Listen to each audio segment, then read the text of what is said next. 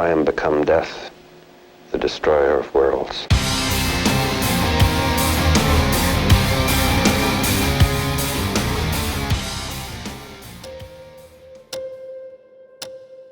This is Metapixel, and welcome to my lab.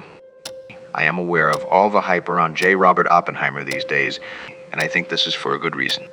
So today I am going to show you 5 photos from his life that I've manually restored and colorized. I will also tell you the story behind these photos, taking you on a colorization trip. Let's get started.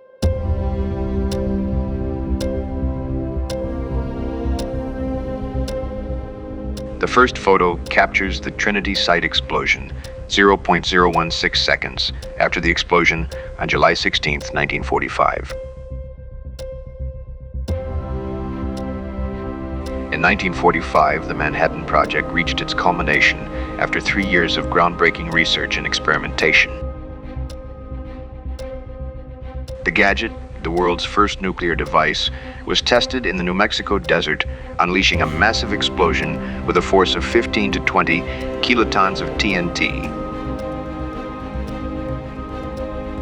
The blast was visible for over 450 kilometers and created a mushroom cloud that rose to over 11.5 kilometers.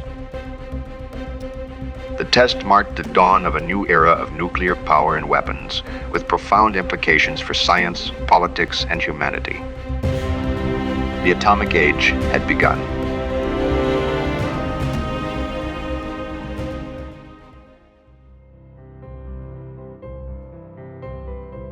In September 1945, many participants returned to the Trinity test site for news crews. Moving on to the following photo, we observe J. Robert Oppenheimer and General Leslie R. Groves, the project's military director, examine the remains of one of the bases of the steel test tower. General Groves faced the challenge of finding a suitable director for the scientists who would be responsible for designing and building the bomb. He chose Oppenheimer to lead the laboratory despite some reservations about his qualifications and background. Oppenheimer had no administrative experience, no Nobel Prize, and leftist political sympathies, which raised doubts about his loyalty and competence. However, he proved to be an outstanding director who inspired and motivated his highly renowned staff. Oppenheimer advocated for maintaining an academic atmosphere at Los Alamos, where scientists could freely exchange ideas and collaborate on various aspects of the project. He also understood the emotional and intellectual needs of his staff and provided them with support and guidance. Oppenheimer emerged as a charismatic and respected leader who held a significant role in the success of the Manhattan Project.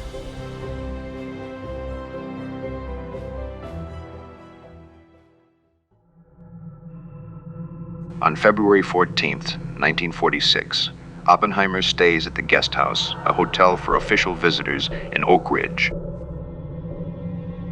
In 1942, the U.S. government selected a remote area in Tennessee to build a secret city that would play a crucial role in the Manhattan Project. The city was named Oak Ridge, and it was designed to house thousands of workers and scientists who were involved in producing and enriching uranium, the key ingredient for the bomb. Oak Ridge was surrounded by fences and guards, and its existence was kept hidden from the public until after the war. It was one of the 3 main sites of the Manhattan Project, along with Los Alamos in New Mexico and Hanford in Washington. Oppenheimer made several trips to Oak Ridge during the war. There, he oversaw the enormous and challenging task of producing enriched uranium at the Y-12 plant, a state-of-the-art electromagnetic separation facility. Enriched uranium was a vital component for the atomic bomb, as it provided the fissile material needed to trigger a nuclear chain reaction. Oppenheimer's involvement in Oak Ridge was essential for ensuring the quality and quantity of the enriched uranium for the bomb.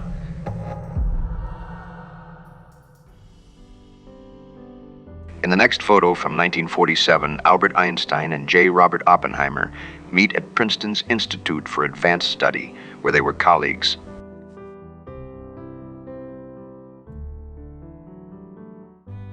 After the world found out that Oppenheimer led the Manhattan Project, he became a celebrity in the scientific community. Many universities and research institutes across the country wanted to hire him as a faculty member or a leader, He ended up choosing Princeton University, where he received an attractive offer from Louis Strauss, a prominent businessman and a trustee of the university. Strauss met with Oppenheimer in late 1946 and convinced him to take the position of the director of the Institute for Advanced Study, a prestigious and independent research center that was affiliated with Princeton. Oppenheimer accepted and moved with his family to Olden Manor, a beautiful and comfortable house that had a similar architecture to those in New England. The house was situated close to the home of Albert Einstein, the most famous physicist of the century and a colleague of Oppenheimer at the Institute. Oppenheimer looked up to Einstein's brilliance and insight and soon formed a close friendship with him.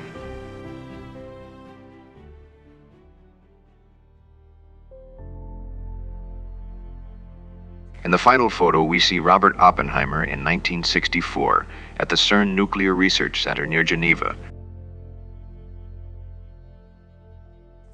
Oppenheimer is now retired and residing in the picturesque town of Princeton.